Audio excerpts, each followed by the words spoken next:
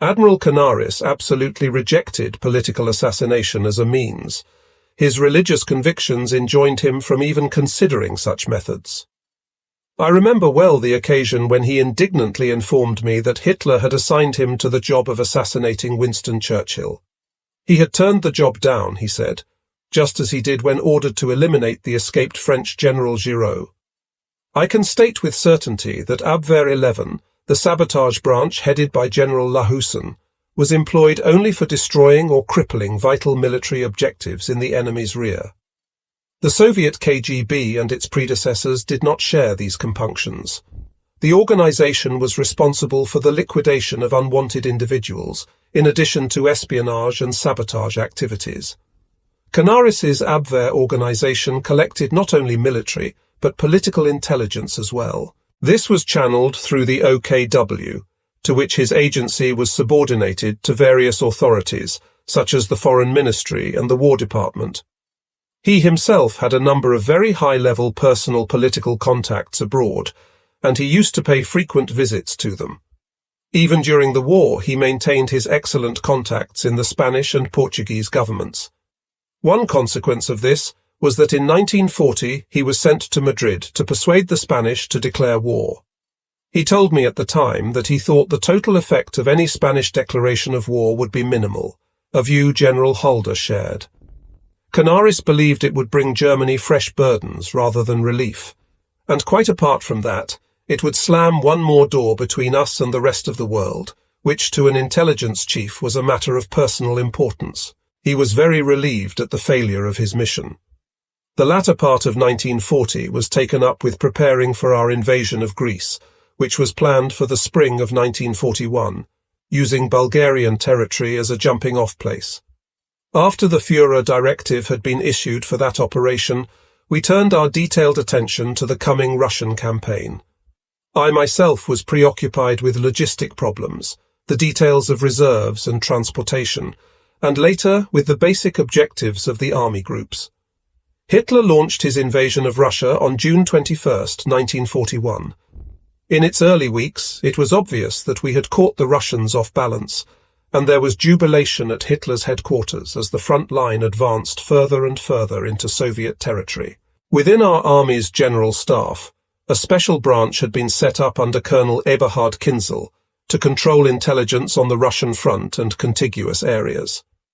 Kinzel, however, found it difficult to get along with General Halder, as entries in Halder's diaries indicate, and he failed to adapt his intelligence organization to keep pace with the rapid war of movement that characterized the early months of the campaign.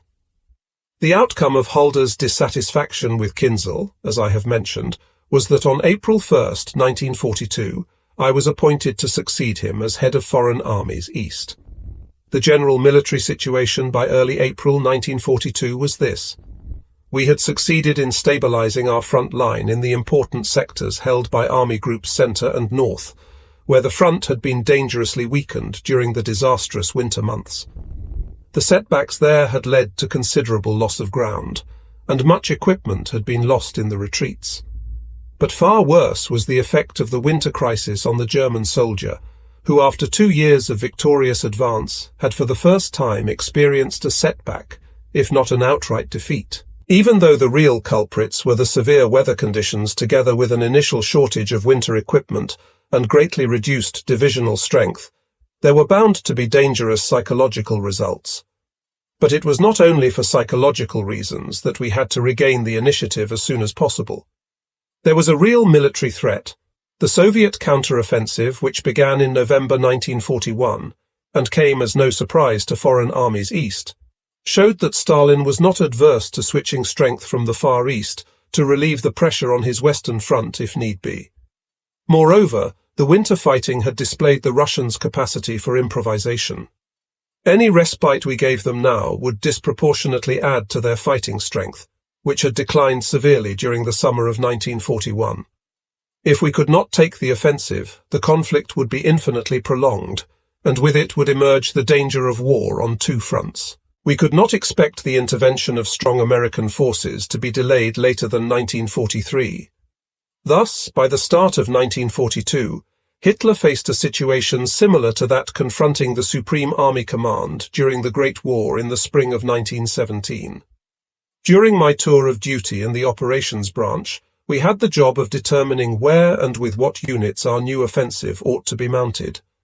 We concluded that despite every effort on its part, the Wehrmacht and its supporting armaments industry would not be able to replace manpower and equipment losses fast enough to justify launching an offensive along the entire length of the Eastern Front, from the Crimea in the south to Leningrad in the north. But we believed that the divisions left confronting Britain in the west would probably get by in 1942 without needing reinforcements.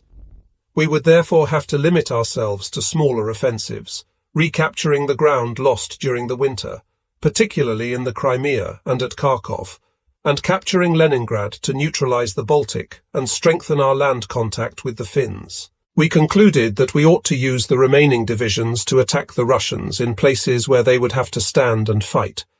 In the opinion of the Chief of Staff, General Halder, our attack ought to be centered on Moscow. In addition to the psychological effect, the capture of Moscow would even then, in 1942, deprive the Soviet Empire of its political nerve center and main transportation center. While it would not make it wholly impossible for the Russians to continue the fight, it would certainly hamper them considerably. There were bitter arguments with Hitler on this issue, since he insisted on an offensive in the direction of Stalingrad to eliminate the Volga as a waterway and the Caucasus. Hitler's argument was that the capture of the oil fields there would decide the war. Without them, Germany's fuel supplies would dry up within 6 months. This prediction turned out to be wrong, for even without the Caucasian oil fields, we were able to keep fighting for 2.5 years more. Even during the French campaign of 1940, Halder's relationship with Hitler had not been without friction. In the summer of 1941, it had been placed under further strain by Hitler's obstinate demand for the main military effort to be shifted to the south, at Kiev. His decision did indeed result in the greatest encirclement action ever fought, the Battle of Kiev in August 1941, in which nearly 2 million Russian prisoners were taken.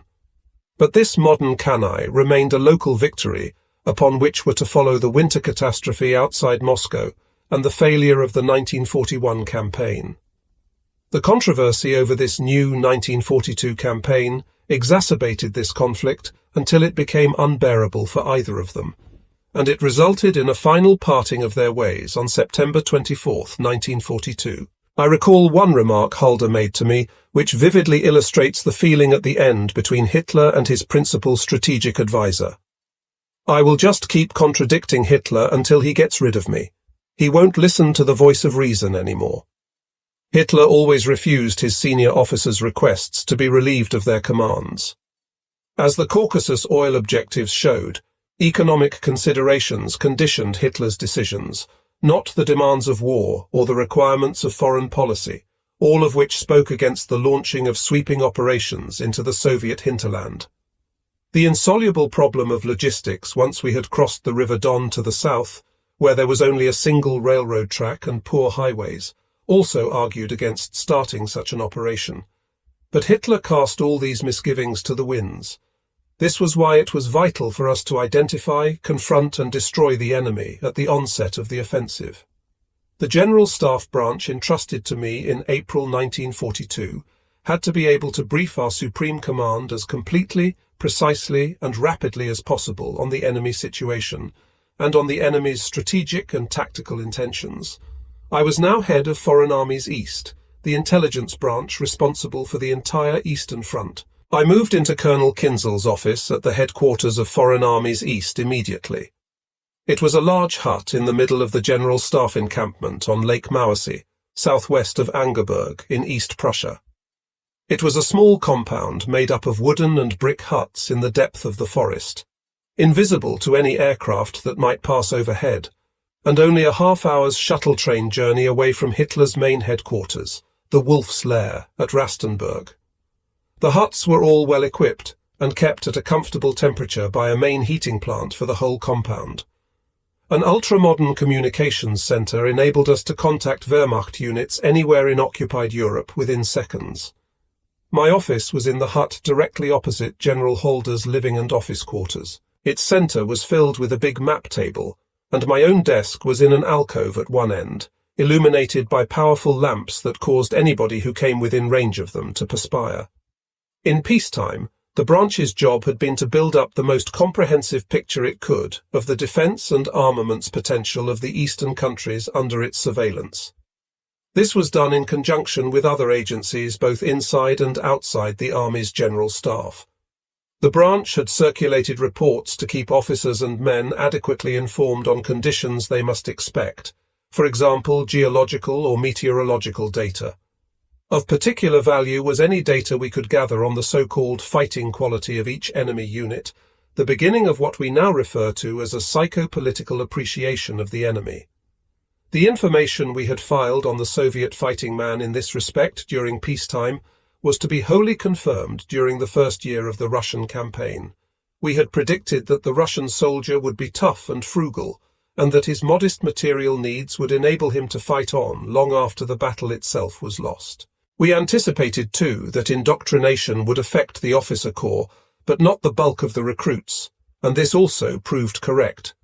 Moreover, we correctly predicted that when Soviet defeats occurred, the desertion rate would increase. We were not concerned solely with the Soviet Union, however. During the early war years under my predecessor, we were required to provide digests on the armed forces and equipment of all the Scandinavian countries, and on Czechoslovakia and the Balkan countries as well. We reported regularly on their fortifications, their attitudes toward Germany, and their internal political situations. In addition to compiling the order of battle reports on the regular Eastern armies confronting us, we had to conduct intelligence work against the growing partisan activity in Yugoslavia. During the early part of my office, the branch was ordered to include the gathering of intelligence on a powerful new enemy, the United States. I recall that the American secret rearmament plan, of which only 8 copies existed, came to our attention as early as the spring of 1942, simply through our careful sifting of the American press. The U.S. General Wedemeyer, who had attended our staff college in Berlin from 1936 to 1938, and who was perhaps one of the most outstanding American strategists of World War II, told me in 1960 that nobody had ever established how this top-secret document came into the hands of the press. At the time, he was the principal general staff officer in the U.S. Army's operations branch. In the course of the affair, he suffered probably the most nerve-wracking hours of his life, but he finally emerged from the investigation without a stain on his name. He made it clear to me that the investigation indicated that the leak was somewhere in President Roosevelt's immediate entourage. In the middle of June 1942, I was able to give Halder a bulky report we had compiled on American strength and strategic intentions for the coming year, with photographs of U.S. tanks and landing craft, details of the U.S. Army's expansion plans, and a discussion of the shipping tonnage available for transporting American troops. At the time, we concluded, lack of shipping space would rule out any danger that the Allies could mount a full-scale second front that year. In the report, we quoted an Abwehr source in the British Embassy in Lisbon, which pointed, correctly, to the Allied intention of intensifying the bombing of Germany and of carrying out minor landing operations on the French coast. A few days later, I was able to circulate a detailed report on the U.S. Army, in which I noted that a European theatre of operations had been activated under Brigadier General Eisenhower. I went on to emphasize that, in the near future, we must take into account the fact that American forces will appear in moderate strength at first. Our principal intelligence target was, of course, the Soviet Union. In peacetime, in order to build up an exact picture of the Russian units, we had used every possible source of information: the files of the Abwehr, the dispatches of our military attachés, the reports circulated by the Foreign Ministry. Of course, we had also exploited the available non-secret publications, even though these were subject to stringent press censorship. By careful analysis, we could often extract valuable facts to extend our knowledge beyond that obtained from secret sources. Despite the difficulties imposed on him by the Soviet Union's extensive counter-espionage, and by Hitler's absolute prohibition against espionage activity in the Soviet Union after his pact with Stalin was signed in 1939, My predecessor, Colonel Kinzel, had already succeeded in building up a relatively accurate picture of the Russian defences, order of battle, and mobilization measures, and of Moscow's strategic planning. It was on the basis of this information that our Barbarossa campaign plan had been developed and adjusted to meet each changing circumstance. Kinzel had also instituted detailed surveys of Soviet manpower and industrial reserves, and I found these reports of particular value when I took over. As we became more deeply embroiled in the conflict with Russia, we extended the activities of our staff and task force. We assembled thousands of files on Soviet armed forces and NKVD units and compiled intricate card indices on high-ranking Soviet officers. Maps were drawn indicating communications networks, radio links, poison gas depots, principal lines of advance, and the location of NKVD agents. Finally, we made detailed comparisons between German and Russian units of similar size.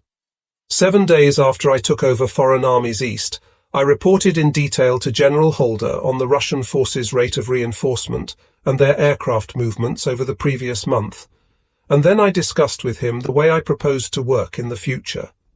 He told me, with some emphasis, that he expected not only a thorough estimate of the daily situation, but also a long-term appreciation of the enemy's strategic intentions and capabilities. This was an important innovation. In a note appended to a collection of these appreciation reports, I explained in December 1944, at the beginning of the campaign against the Soviet Union, Foreign Armies East did not issue any written appreciation reports on the situation, as the enemy's command showed that it was totally dependent on German operations and was incapable of any strategic initiative of its own. Apart from its verbal reporting, therefore, this branch was able to limit itself to underscore issuing daily digests until the beginning of the winter of 1942. When the Soviet command managed to regain the initiative on some sectors of the front at the beginning of the winter of 1941-42, the branch began to issue a daily report on enemy trends, in which some attempt was made to go into an appreciation of the enemy's probable intentions.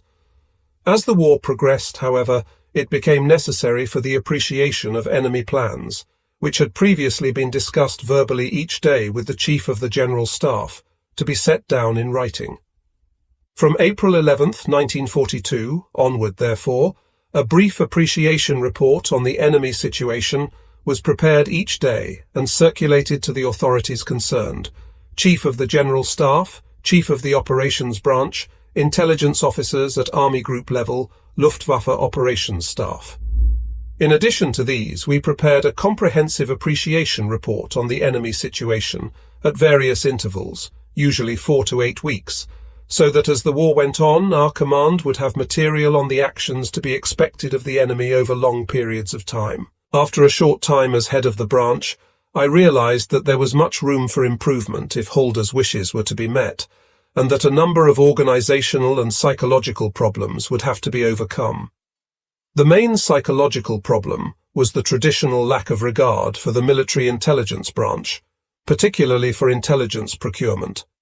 I was originally not entirely innocent myself in this regard. The effects of such an attitude were evidenced by the small number of active officers in military intelligence in peacetime.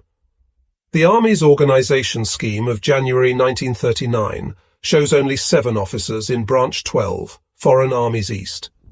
At Army Corps level, there was the Abwehroffizier, officer the Joint Military Intelligence Counter-Espionage officer, usually a young Army captain on a posting to the General Staff. The peacetime organization made no provision for an enemy intelligence expert at divisional level.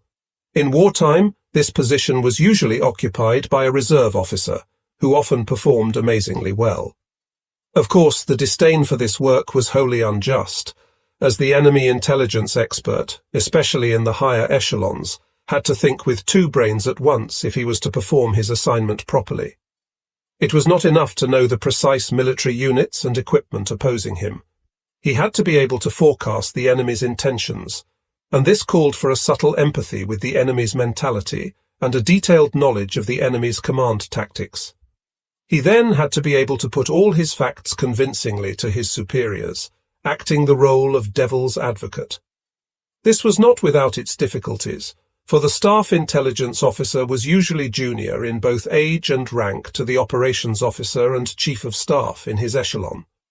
Soon after taking office, I therefore proposed to General Holder that the military intelligence officer should be given the same rank and seniority as the operations officer, which was that of a principal officer. This request was granted, particularly in the higher levels like army groups and armies. While the operations officer continued to be the primus inter pares, the military intelligence officer at least had the same rank. The result was an increase in the latter's influence. His words were treated with greater respect than before, and he could add more weight to his appreciation of the enemy's intentions.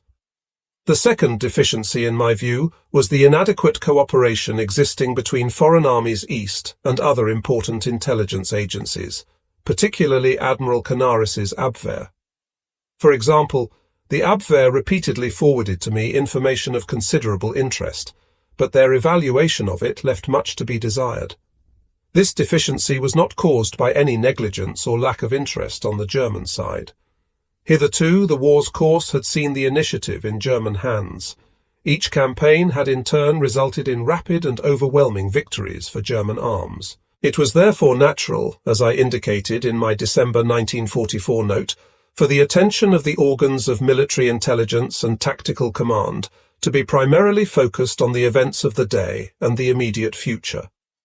There was little the Abwehr could contribute to this kind of work, simply because of the time it took to communicate the results of its investigations. During this period of fast-moving operations, we were largely reliant on forward intelligence and reconnaissance by the combat units themselves. This satisfied our needs, although in retrospect I am amazed at the accuracy of the results we obtained from such primitive material.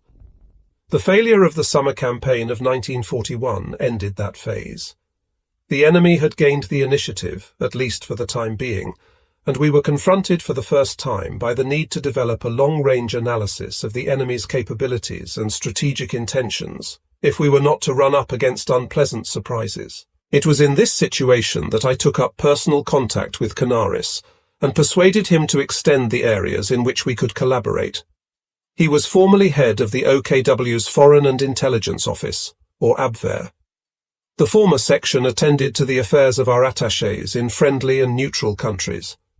The latter section, the Abwehr, was subdivided into 3 branches: Branch 1 Espionage under Colonel Piekenbrock, Branch 2 Sabotage under Colonel Lehausen, Branch 3 Counter-Espionage under Colonel von Bentivegny. The Abwehr had its own intelligence network, operating as did the British service largely with freelance agents of proved reliability. But Canaris had no organization for analyzing the intelligence data he received.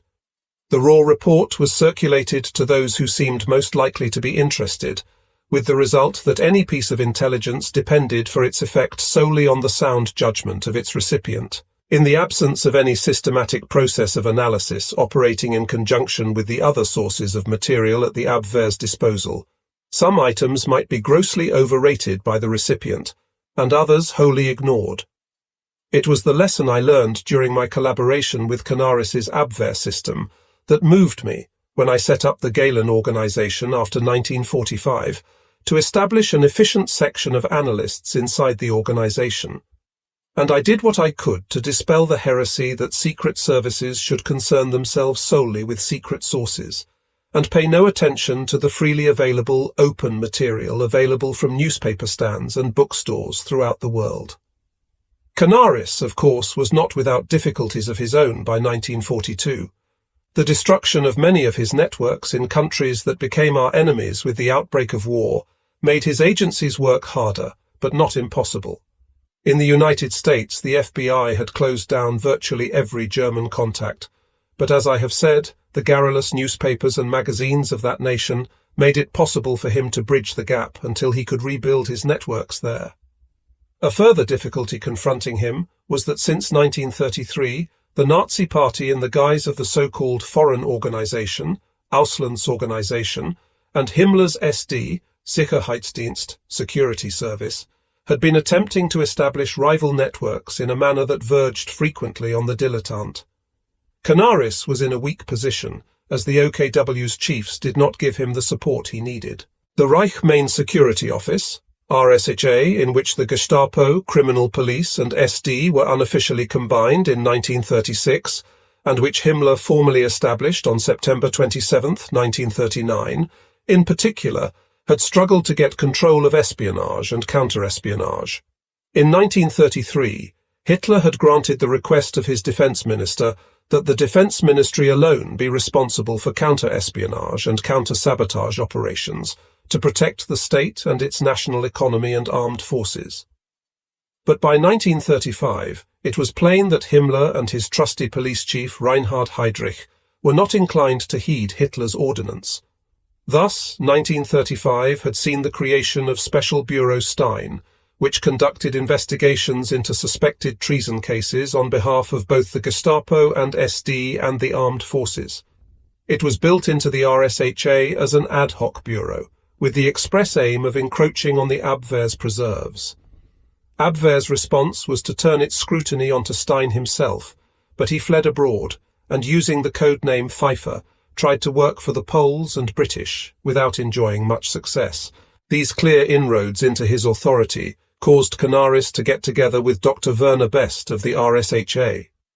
Together they hammered out a basis for collaboration, the 10 Commandments of 1936, which established guidelines for the cooperation of the Abwehr with the Gestapo and SD, and clearly set out their individual responsibilities.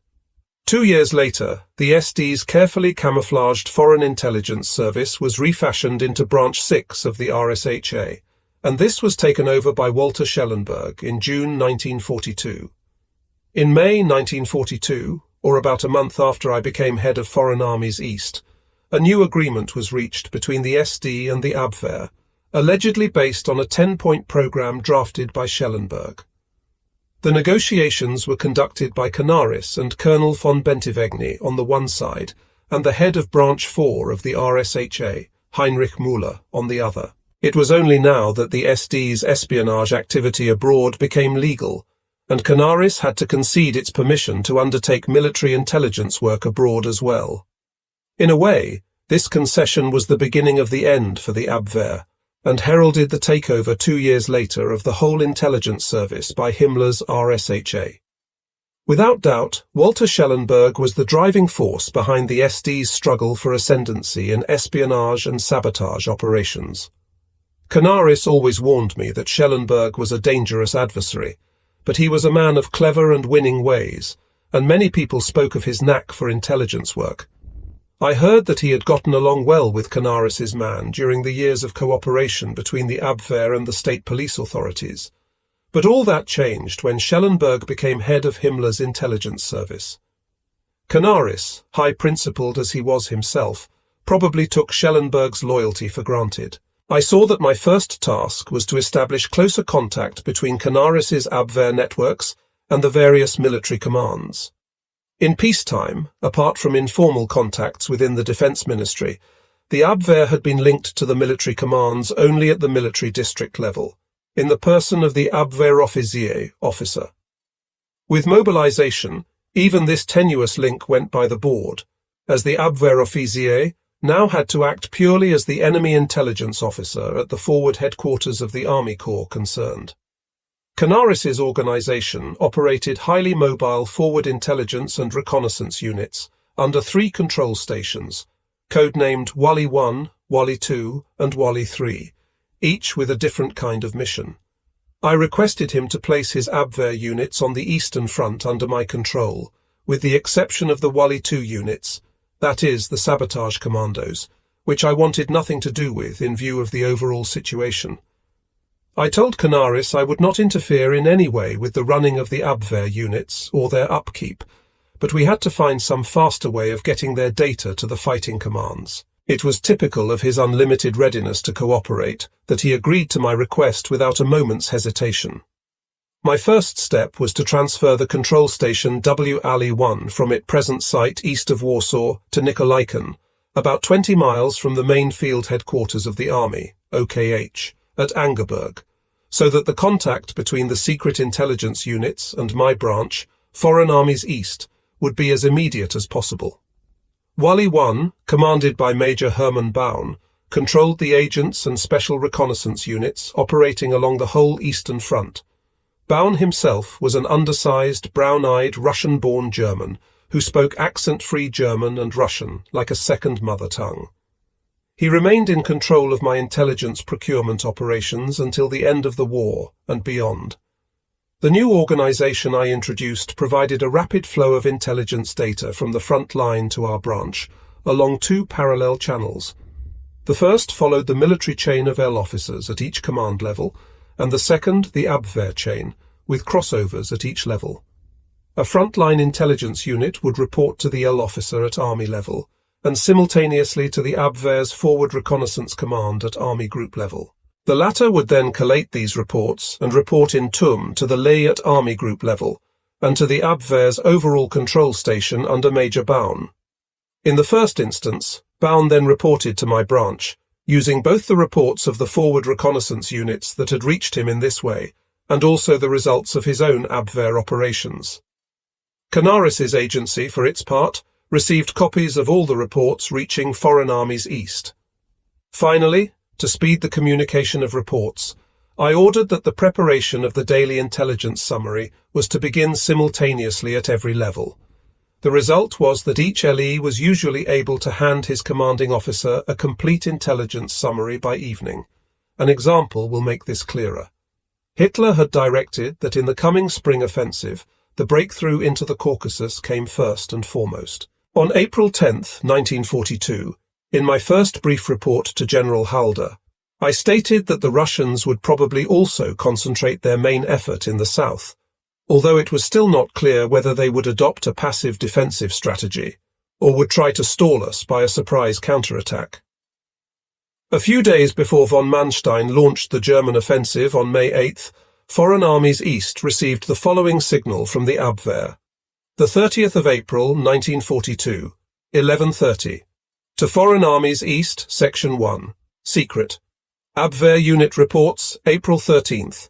Member of Central Committee, Nosenko, has told editor of newspaper Pravda in conversation from Kibyshev that in the 1st joint session of the Central Committee's Presidium with the High Command, it has been decided to snatch the operational initiative from the Germans before they can launch their offensive. It was decided to go over to the offensive with the Red Army first on occasion of May Day festival. This report has taken a long time to reach us, it will be noticed. I showed it to General Halder on May 2nd. By then there were other indications that the Russians were planning to spoil our attack. And indeed, before we could start the planned second phase of our Caucasus offensive, the Red Army launched a sudden and concentrated assault at Kharkov on May 12th. Thanks to the War Department's and the General Staff's determination not to lose the initiative, however, the following 16 days saw an encirclement action at Kharkov, which ended with 2 Russian armies destroyed and 240,000 prisoners in our hands. To accomplish everything General Halder expected of us, it proved necessary to expand the staff of my branch and change its structure. From about 25 officers attached to foreign armies east at the time I took over, it expanded to about 50 by the end of the war. As principal assistant, or operations officer, I took Lieutenant Colonel Baron Alexis von Roen. Von Roen was a tall, fair-haired, bespectacled Balt, with the superior air of a schoolmaster addressing pupils on a matter which was far beyond their comprehension. He could be very sarcastic to those he considered his intellectual juniors, but he was a fanatical enemy of the Bolsheviks and spoke a fluent and cultivated Russian, as well as passable French and English. I subdivided the branch into 3 groups. Group 1 was under Major Heinz Danko-Herrer, a tall, athletic officer with fading blonde hair, who, like von Roena, was a highly qualified Russian-speaking staff officer. This group was responsible for the daily enemy intelligence digest. Group 1 was again subdivided into 1 subgroup for each of the army groups on the Eastern Front. Group 2, under Major Kuline, dealt with long-term assessment of the enemy's position. It assembled information from other agencies and analyzed the facts necessary for an evaluation of every aspect of the enemy's capacities relating to war. For example, manpower, arms production. The group owned a magnificent library of books and documents from all over the world and kept permanent files of statistics which were brought constantly up to date. After the German defeat in 1945, this collection formed the starting point for my colleagues and myself when we established the Galen organization. Group IL, which was run by a Captain Peterson under the supervision of von Roene, consisted of our experts on Russia. They were a remarkable group, shrouded in an air of conspiracy, and with a penchant for throwing drinking parties on the most tenuous of pretexts. They had an ill-deserved reputation for sloth, but in fact their accomplishments were many. Most of them were Baltic Germans or Germans who had been born in Russia. They knew the terrain, and to them Russian was a second mother tongue. Among them were many outstanding Russian experts, for instance Wilfried Strickfeld, a 45-year-old former Tsarist officer born in Riga, who had fought against Germany in the Great War.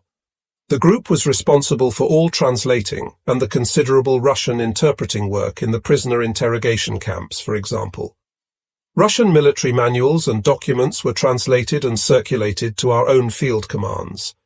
On one occasion, in July 1943, we captured a SMERSH counter-espionage manual advising Russian units how to detect parachutists, radio operators, saboteurs, and other German espionage agents.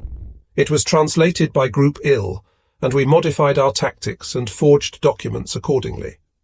T.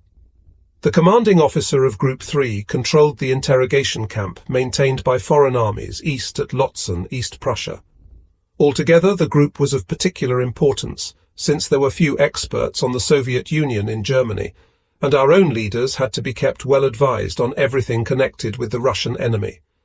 Within a few weeks, the new system was working well. During the course of the day, the intelligence data and digests arrived from all the army groups on the Eastern Front. The dispatches from Major Baun's office, Wally 1, were rushed over from Nikolaiken by an NCO dispatch rider on a motorcycle. Baun himself was rarely seen at Angerburg. These were processed by the individual groups within my branch in preparing the evening intelligence digest we were to issue. Many of the incoming reports had to be checked back on, and we had to issue follow-up orders to the reporting units at the front. Out of these incoming reports, we gradually digested an overall picture of the day's main events and established a basis for an assessment of the enemy's probable situation and intentions, even before we received the appreciation reports composed at Army Group level. The constant exchange of ideas between our branch and the Lee officers at Army Group level in the course of the day was of great importance. This was also the case for the exchanges between our branch and Major Baun, and our comparison of ideas with Halder's operations branch. By the time the military intelligence reports began to arrive from the army groups during the afternoon, the respective subgroup heads had already been able to form views of their own, which they compared with the new arrivals. In the evening, about an hour and a half before Halder called his main 10 p.m. situation conference, I summoned a branch conference in my room, attended by Major Hera, head of Group 1, and the heads of all his subgroups. Hera reported to me the latest news from the army groups, from aerial reconnaissance, from radio monitoring. These reports were always very bulky documents indeed, and from Wally 1, and the details were discussed with his subgroup heads. About a dozen officers clustered around the map table in my room, as each subgroup head reported on his own army group and outlined his views on that group's intelligence report. On the basis of this briefing, I then decided on the general line to be adopted by our overall daily intelligence digest, to be issued by foreign armies east. Under considerable pressure, this document was then produced, usually 2 or 3 pages long, and each evening I took it with me when I went to the main conference called by General Halder as Chief of Staff. All the General Staff branches concerned with the strategic situation were represented at Halder's conference. The heads of the operations, Foreign Armies East Organisation and Rail Transport branches, the Quartermaster General for logistic problems, the Chief of Army Signals for communications, and on some occasions representatives of other branches. The head of the operations branch usually opened the proceedings, followed by myself as head of Foreign Armies East, and then, after the others had also reported, Halder would decide on the orders and other measures to be issued. At about 9 o'clock the next morning, there was a further situation conference in my own office after the night's batch of incoming reports had been processed. This was followed immediately by a 10 o'clock situation conference called by Halder, similar to the evening one but shorter, based on the situation maps freshly printed during the night. He would then take this information with him to the main midday conference called by Hitler at the Wolf's Lair. Obviously, speed was of the essence if our intelligence digests were to be of any value to the field commanders. If this was true for offensive operations, it was even more so when the enemy had seized the initiative. I believe that the new organization and system I introduced met this vital requirement. From the daily digests, we also produced a comprehensive report on the enemy's situation, as I have mentioned, at intervals of 1 or 2 months. This long-range digest then farmed in its turn an important basis for comparison with the current daily digest. Any distinct divergence from the pattern established in the long-term digests acted as an early warning that the enemy was up to something. It was a warning system which would have been very difficult for the enemy to deceive. Any palpable increase in the rate of sabotage incidents, or an increase in partisan activity, or a sudden concentration of espionage operations in certain areas, acted as an immediate alarm signal to my branch. We reacted by issuing orders for intensive intelligence effort in the particular sectors of the Eastern Front concerned. Armed reconnaissance units crossed the lines and pulled in Soviet prisoners, and our monitoring units eavesdropped on the enemy's radio traffic near the front lines. The radio communications of the particularly officious Soviet military police units were always rewarding listening in this respect. So, in achieving our results, neither I nor my colleagues resorted to black magic. It was application, thoroughness, expert knowledge, and speed that made our intelligence digests so valuable for the war. This did not mean that our reports were always in accord with Adolf Hitler's wishful thinking. I myself briefed him on only 4 occasions. The rest of the time it was usually the duty of the Chief of Staff, first Halder, then his successors Zeitzler and Guderian. I can only confirm how manfully my superiors battled with this man, trying to reverse decisions that were obviously wrong. But given a man of Hitler's obstinacy, they were the kinds of decisions that frequently only the force of destiny could alter. Again and again, Hitler dismissed the warnings contained in our reports as defeatism, and hinted that we were trying to sabotage his plans. The Chief of Staff always did what he could to shield me from such outbursts, which might otherwise have resulted in my peremptory dismissal. My own few meetings with Hitler all passed placidly enough, but Guderian frequently got the rough edge of his tongue. I well recall one occasion when Guderian went to Hitler's headquarters at the end of the unsuccessful Ardennes offensive in January 1945, a few days before the Soviet invasion of Germany proper began. When he returned, he vividly described how the Führer had thrown my charts and situation report to the ground, and had suggested that I belonged in a lunatic asylum. One vital question mark hung over the first half of 1942.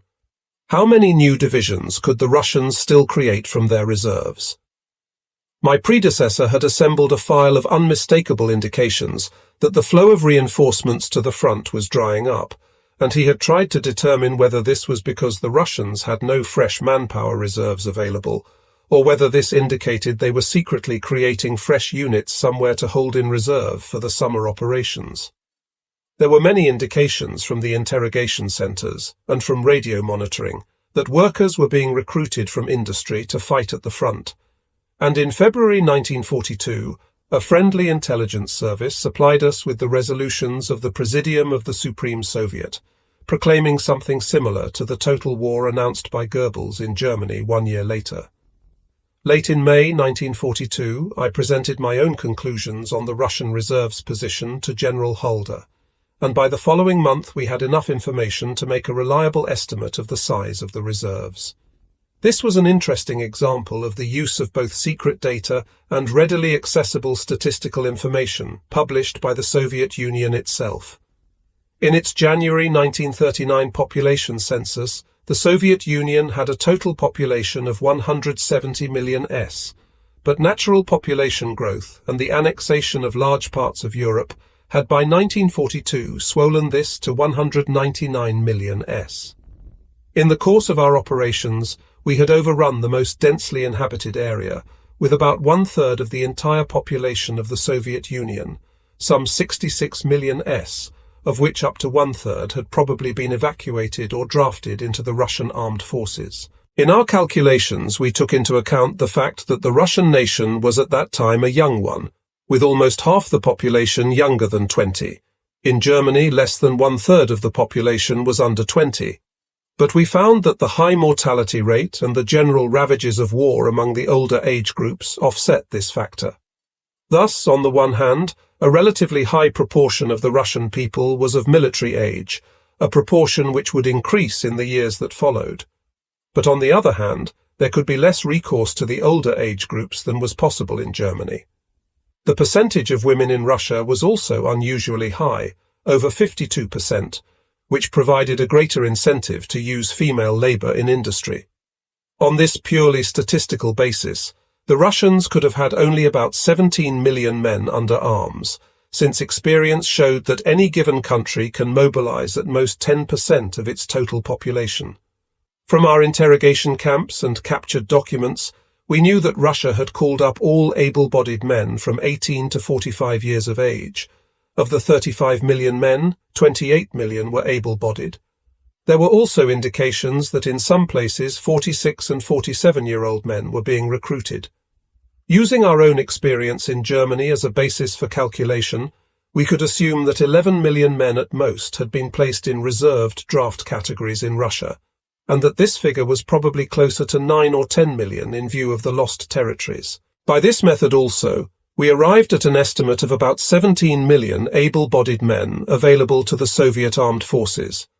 From these, 17 million had to be subtracted from the losses since war broke out. Our army's reports and estimates of our allies assessed these at 430,000 dead and invalided in the war with Finland from 1939 to 1940, and the losses since our own attack on Russia had brought the total to 7,530,000 dead, permanently invalided, or taken prisoner up to May 1, 1942. This would leave 9.5 million men in the Soviet armed forces. These were believed to be distributed as follows. Of 7,800,000 active troops, about 6 million were in the army, 1,500,000 in the Air Force, and 300,000 in the Navy. On paper, therefore, the Russians had a manpower reserve of up to 1,700,000 able-bodied men, but for various reasons these could only be made available gradually to the combat units, and several thousand men had to be tied down in the supply, training, clothing, and logistics echelons. There were ways in an emergency in which Russia could theoretically find the manpower to raise new divisions, and we would no doubt learn more as the year progressed. But we had to bear in mind that with Russia we were dealing not with a Central European country, but with half of Asia, a territory 32 times the size of Germany, covering about 1/6 of the Earth's surface. We could safely assume that it would not prove possible for Moscow to tap more than a fraction of these manpower resources. My predecessor had somewhat optimistically concluded in March that the Soviet reserves were virtually exhausted, and added, "Only a meagre reserve is available over and above the armed forces already existing, and in view of the prevailing conditions in Russia, one must be skeptical as to whether this reserve can be built up to the theoretical estimate. The Russians will never again be able to throw reserves into the scales as they did in the winter of 1941 to 42. In June 1942, I did not see any prospect of the springs of Soviet manpower drying up, for the ruthlessness with which the enemy was prosecuting the war was such that we had to expect Moscow to reinforce the front line without regard for the effects on the national economy, on arms production, or on the supply of foodstuffs. Thanks to their not unexpected talent for improvisation and to the endemically rigorous qualities of the Soviet state, Moscow had succeeded in mobilizing several million men in new divisions. They had put them into uniform, given them the rudiments of training, and they had conveyed them over great distances into the front line. Thus, we now found just as many Red divisions confronting us, despite their disastrous losses at Kiev, Vyazma, and Bryansk, as there had been when we launched our attack, and the Red Army appeared to be maintaining its frontline strength of 4,500,000 attained in January 1942. As for the Soviet Air Force, we noticed that it had shifted its main focus to our Army Group South, which indicated that the Russians were either planning a major offensive there themselves or were anticipating a German offensive. I concluded my June 1942 appreciation with the words, "It is clear that the enemy has suffered major losses in the defeats of these last 12 months. The fighting so far has shown the German soldier to be justified in feeling he is superior to the enemy, and we have seen that where an assault is launched in force, success is guaranteed. But the enemy's numerical superiority in manpower and equipment must not be underestimated. If we are to carry the impending operations in the East through to final victory, we shall have to make a supreme effort." Far more crucial to the Soviet position were its dwindling supplies of vital raw materials. I endeavored to make this plain in a paper delivered to our staff college late that summer. With the loss of the Donetsk coal-producing region, Russia was entering a major industrial and transportation crisis. By 1942, had war not broken out, total Russian coal output would have reached about 200 million tons a year, but now they would not obtain more than 80 million tons. The railroads had traditionally swallowed half the coal output, and the industrial regions along the central and northern reaches of the Volga, including Moscow and of the Urals and Siberia, took the rest. The coal output of the remaining fields in the Urals, Karaganda and Kuznetsk would probably be adequate for the eastern industrial zones. But the coal supply for the remaining western industrial zones was critical, having to be shipped by rail over distances of more than 1,500 miles from Karaganda and Kuznetsk. Several steel mills in Kibyshev had to close down in March 1942. Shipping on the Volga was without fuel, and the railroad system was beginning to show signs of strain. With the loss of the coking plants in the Donetsk region, coke output was down to about 40% of Russia's pre-war output, and this in turn was affecting iron and steel production. Iron ore production would reach only 13 million tons, instead of the planned 40 million. Pig iron only 7 million instead of the planned 22 million, and steel only 8 million instead of 28 million tons. Soviet arms production was also likely to suffer from other raw materials shortages. We knew that the output of manganese ores in the Urals and western Siberia was inadequate for the local steel industry, and that manganese was having to be transported north from Kyatura in the Caucasus. But the Caucasus was the objective of our summer offensive, and its capture would have a severe effect on Soviet steel production. Furthermore, the second richest veins of tungsten and molybdenum in Europe, after those in Portugal, were also in the Caucasus, at Tirny Aus in the Elbrus Mountains, south of Pyatigorsk, with a 1941 output of 700 tons of tungsten concentrate and 450 tons of molybdenum concentrate. These ores were also processed in the Caucasus. The smelting works were located at Sestaf-Oni in Georgia. V calculated that the loss of ferrous alloy production at Zestafoni would reduce high-grade steel production for the arms industry by at least 30%. As far as petroleum production was concerned, we did not expect the loss of the Caucasian oil fields to have much effect on Soviet fighting capacity until mid-1943, as there had been extensive stockpiling in central Russia. Similarly, Russia had devoted considerable effort to developing independent sources of natural and synthetic rubber. We had overrun her most important plantation areas for natural rubber, and 2 of the 3 original synthetic rubber factories had been evacuated, but 4 or 5 more were known to be opening up, and we believed the Soviet Union could meet all its war needs with a probable output of 80,000 tons a year. Finally, we also had to take into account the increasing rate of deliveries of arms and materials from the United States. The transportation of large quantities of war equipment, such as trucks, anti-tank and anti-aircraft guns, shells and bombs, together with tanks and aircraft, had built up initially through Persia. From November 1941 onward, however, the Allies had been making increasing use of the Arctic Sea route to Murmansk.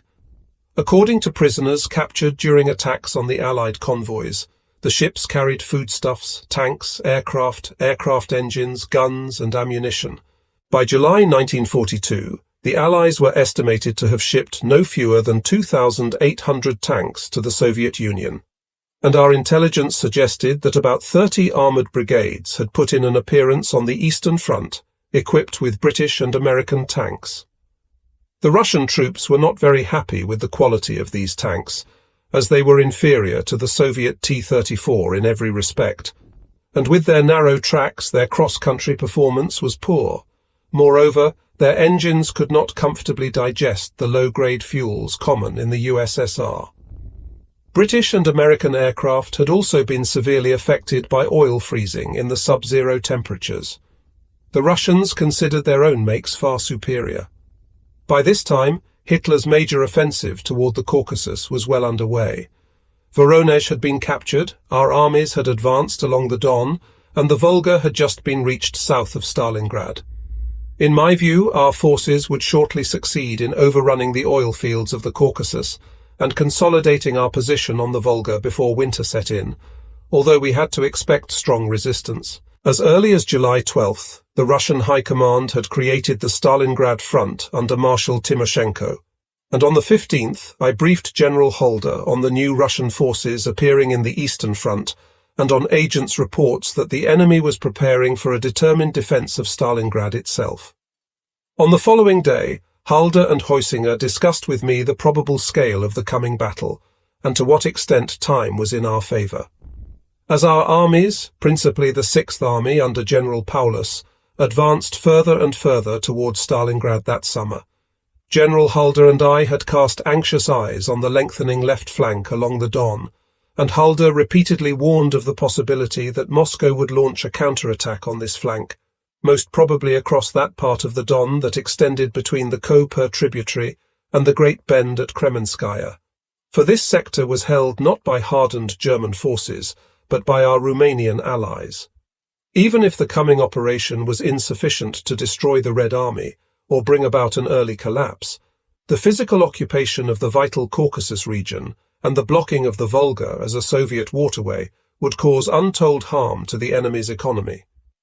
But ahead lay yet another Russian winter, in which the enemy could rely on his superiority in winter combat to inflict such manpower and equipment losses on us that we would have to dismiss all thought of renewing the German offensive in 1943, particularly in view of our obligations in other theatres. I warned that we should be on the lookout for numerous enemy formations, specially trained for mobile warfare in winter, and we should expect violent partisan activity in the rear of our armies. It was by no means impossible, I stated in September 1942, that given the sparseness of our front line, these Russian tactics might produce crises like those of the previous winter.